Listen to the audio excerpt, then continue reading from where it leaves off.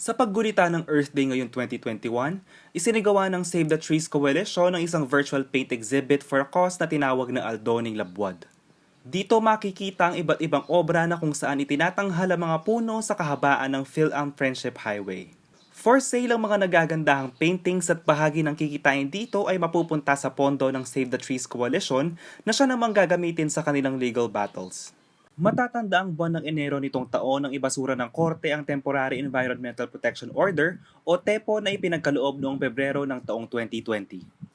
Sa ngayon, ligtas pa naman daw ang mga puno at magiging epektibo lamang ang pagkabasura ng TEPO kung hindi sila gagawa ng legal na hakbang kaugnay dito. Nakatakdang putulin ang hindi bababa sa 259 na mga puno para magbigay daan sa road widening project sa nasabing lugar.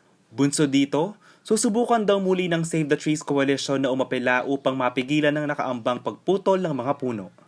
Paliwanag ng grupo, malaking pinsala ang idudulot ng planong pagpuputol sa ating kalikasan. Pero the problem is, kung tatanggalin po yung area po, yung mga trees po along that area, one of the scenarios is, during a heavy rain, parang mas lalong ma-flood po yan. And like, sa ngayon, ligtas pa naman daw ang mga puno at magiging epektibo lamang ang pagkabasura ng tipo kung hindi sila gagawa ng legal na hakbang kaugnay nito. don't lose hope. Kasi we're still here, we're still fighting, ganun po. Giit pa ng Save the Trees, maaari naman daw magsagawa ng road widening sa lugar nang hindi kailangan isakripisyo ang daang-daang puno na bahagi na hindi lamang ng kalsada, kundi maging ng pamumuhay nating mga Kapampangan. JM Jesus, CLTV News.